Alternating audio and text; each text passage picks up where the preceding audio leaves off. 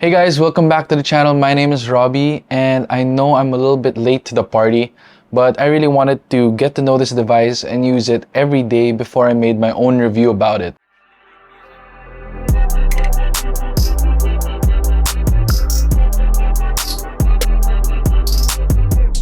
So I got the M3 Macbook Air a few months ago with the intent of making it my main laptop for a really long time. I actually switched from using the Zephyrus G14 and I sold that to get the M3 Macbook Air because I felt like the G14 wasn't really satisfying the things that I needed a laptop for.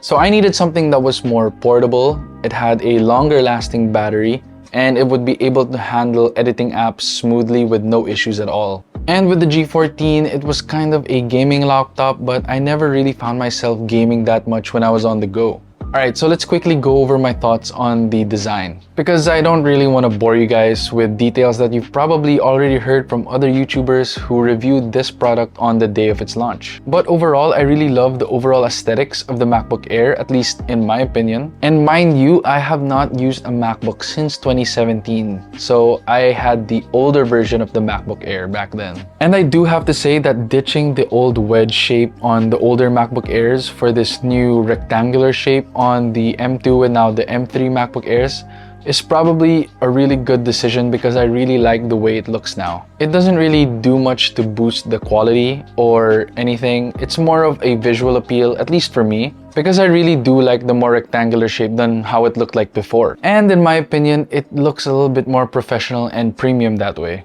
Oh, and if some of you don't already have the M3 MacBook Air and you're still considering buying it, I would kind of steer away from buying the midnight color, mainly because although it does have that new coating, I still think that it still attracts a lot of fingerprints. So I would get it in another color, like maybe how I got it in the space gray color. But of course, you could avoid that altogether by placing a skin on it like how I did here. And this skin is actually by Dbrand, and I'll leave the link in the description down below so you guys can check that out yourself. But note, that's not an affiliate link. I'm just getting ready in case some of you ask where I got this skin, but I got it from Dbrand. Alright, so the experience with the 13-inch display, which is the MacBook that I got, is really good as you would expect. The Liquid Retina display is really good and it makes colors look really great. And I am genuinely enjoying consuming content and making YouTube videos on this laptop. And because it is a 13-inch display, I do honestly find it a little bit tight sometimes and you don't really have a lot of screen real estate.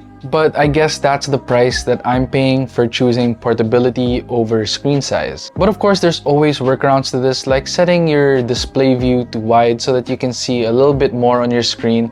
However, you should consider the fact that this is going to make your text smaller, it's going to make a lot of your icons smaller and make the general look of your entire screen a little bit smaller so it can fit a little bit more on your screen. And of course, there's also the option of being able to connect this to an external monitor. And because of those USB-C ports, you can of course connect your M3 MacBook Air to up to 2 external monitors.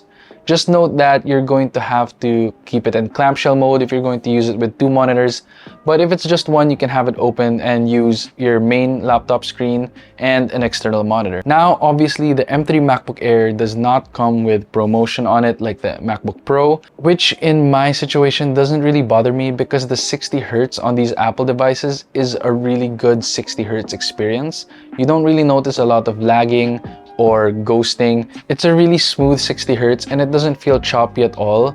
And I don't really use apps that make use of ProMotion that much anyway, so it wasn't really much of an issue for me to begin with, and I barely even noticed it today. Alright, so let's talk about my favorite part of this laptop, which is its performance. So before buying the M3 MacBook Air, I needed to make sure of a couple of things before I decided to buy it. First, it needed to be able to handle multitasking really well, which means it could handle a million tabs open, like when I'm writing a script and doing research for a video, and being able to play a movie or a video or music in the background without it slowing down at all. Secondly, I wanted to make sure that this device doesn't really get warm. I really get uncomfortable when the laptop gets warm while I'm working on it for longer periods of time because it really does become uncomfortable over time. And lastly, because this is going to be my main device for editing, I wanted to make sure that it could handle it no problem, and maybe use better editing softwares like Final Cut Pro. And although I do have a PC back at home, I really wanted the option of being able to edit videos on the go and have no issues with doing an entire project, maybe while I'm traveling or something. So that's something I had to highly consider as well. And after using this laptop for almost 3 to 4 months already, I'm happy to say that this MacBook has satisfied all my criteria. So I do want to note that I did get the 16GB version because the 8GB version of the laptop wouldn't really help satisfy my needs for this. And considering that this laptop has no fans at all, which means it's quiet the entire time while using it, I don't really notice it getting hot or warm at all. I have seen people report that their MacBook Airs get really warm, but I've yet to experience something like that,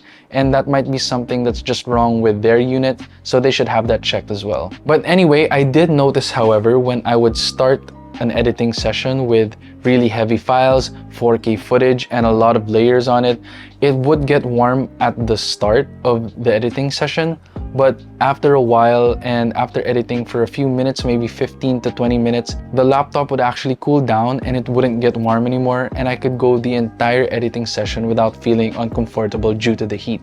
So while I was deciding whether I was going to buy this laptop or not, I was a little bit worried that it wouldn't be able to handle video editing, because I did have to consider that this was the MacBook Air and not the MacBook Pro, where the MacBook Pro was more advertised as the video editing tool for professionals, where the MacBook Air is usually more advertised as being the everyday laptop for everyone.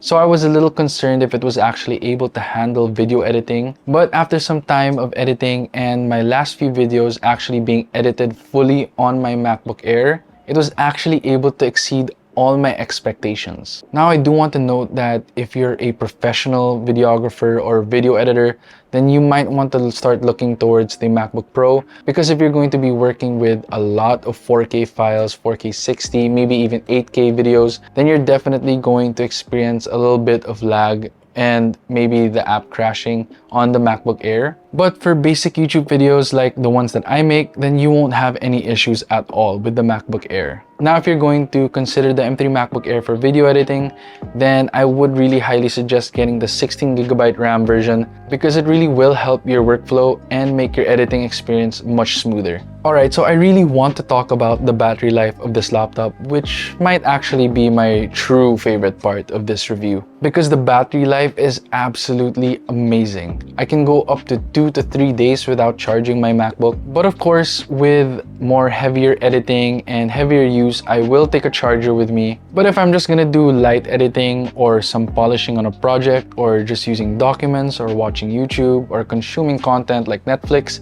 then I don't really need to take a charger with me if I'm just going to be out for a couple of days, maybe 2 days or something. I actually went to a trip last month to Cebu where I was able to bring all my cables and all my chargers, but I forgot my charging brick for all of my devices, so I wasn't able to charge anything at all. And not only did my M3 Macbook Air survive the entire 3-day trip, but I was able to charge my iPhone and my iPad a little bit from my MacBook. And that situation really impressed me and really made me appreciate how well and efficient the battery on this MacBook is. And I also love that you're not really restricted to MagSafe charging, because you do have those 2 USB-C ports where you can charge directly through USB-C. So that means if you're one of those people who only travel with one USB-C cable, you won't have any issues with charging your MacBook at all. So overall, I'm really impressed with the M3 Macbook Air. It's a fantastic laptop that exceeded all of my expectations in terms of performance,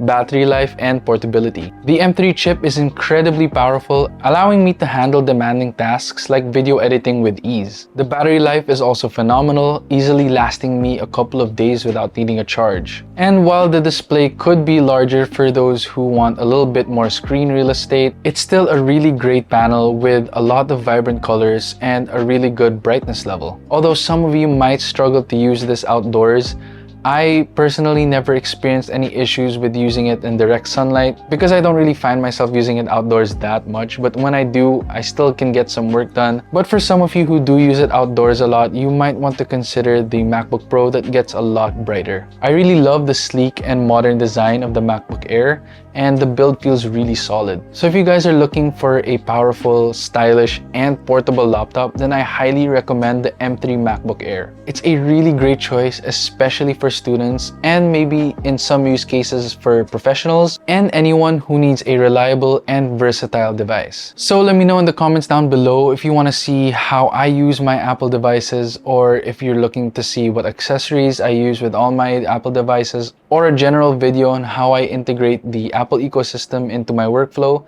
then just let me know in the comments below. I also want to apologize for not posting lately. I was a little bit busy finishing school and actually graduating, but that's all done now, and I can finally go back to making scripts and planning YouTube videos and just pumping out content for you guys. But I wanted to say thank you to all my subscribers who greeted me on my socials. But besides that, that's going to be all for my M3 MacBook Air review. Thank you guys so much for stopping by and watching my video. Please don't forget to leave a like, comment, and subscribe, and I'll see you guys in my next video. Bye guys!